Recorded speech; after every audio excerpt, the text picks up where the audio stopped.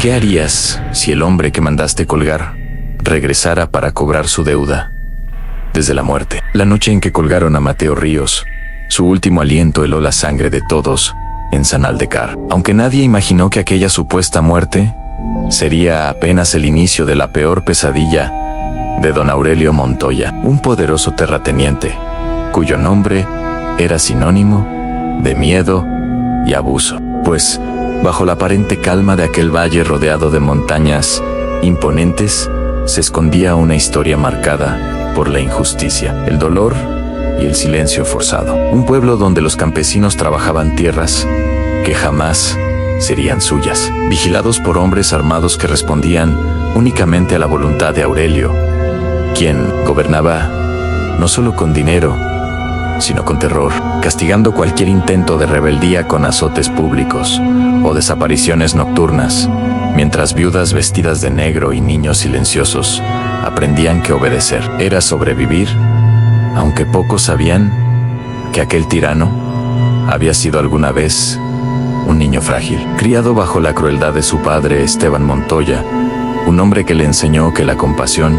era debilidad, y cuya madre, doña Mercedes, murió cuando Aurelio tenía 12 años en circunstancias nunca aclaradas, endureciendo su corazón para siempre, convirtiéndolo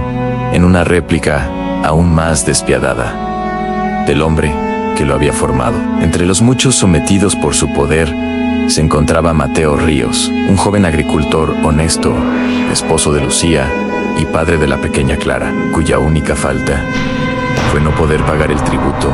tras una mala cosecha, lo que llevó a Aurelio a ordenar que sus campos fueran incendiados como advertencia, empujando a Mateo a suplicar clemencia en la hacienda, donde fue humillado, golpeado y finalmente acusado falsamente de robo e insubordinación, condenado a morir en la horca tras un juicio amañado, sin saber Aurelio que Lucía, hija de la antigua curandera del pueblo, guardaba conocimientos ancestrales capaces de engañar incluso a la muerte. Pues,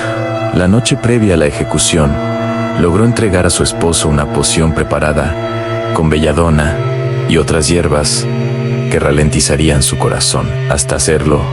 parecer muerto, indicándole que la bebiera tras la tercera campanada del amanecer. Y así, frente a todo el pueblo, Mateo fue colgado, su cuerpo convulsionándose de forma tan real que incluso el médico aliado certificó su muerte, mientras Lucía y Clara lloraban con un dolor tan convincente que nadie dudó del final. Aunque en secreto, el sepulturero Eusebio, agradecido por haber sido salvado años atrás por Lucía, trasladó el cuerpo en un ataúd preparado hacia las montañas, donde Mateo fue rescatado y sanado lentamente, pasando meses oculto mientras su apariencia cambiaba, su piel oscurecida por ungüentos, su cabello aclarado, sus cicatrices realzadas, hasta volverlo irreconocible, aprendiendo no solo medicina, sino también el arte del engaño, la voz, la sombra y la ilusión, transformándose con los años en otro hombre, mientras Aurelio envejecía solo en su mansión, atormentado por ruidos animales muertos y cartas anónimas que decían: los muertos recuerdan, hasta que un forastero llamado Samuel Aranda llegó al pueblo ofreciendo remedios, con una mirada que parecía atravesar almas, y desde su llegada el terror se intensificó, pues cuadros caían solos, pasos resonaban en pasillos vacíos y sombras parecían vigilar cada rincón, llevando a Aurelio a encerrarse en su propia casa, creyendo que el espíritu de Mateo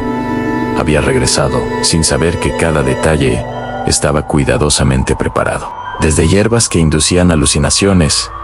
hasta túneles ocultos que amplificaban sonidos, hasta que una noche Samuel reveló su verdadera identidad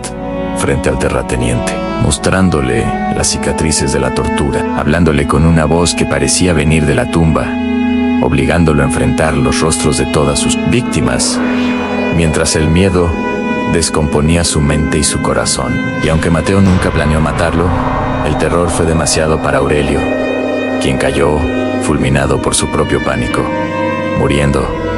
suplicando perdón, dejando tras de sí un testamento donde cedía las tierras a los campesinos. Y así, Sanaldekar despertó libre, sin saber jamás que la justicia no vino del cielo, sino de un hombre que se negó a morir. Y si esta historia te atrapó, suscríbete a Historias Secretos y Curiosidades. Activa la campanita y deja tu comentario porque aquí seguimos contando los relatos que otros prefieren enterrar.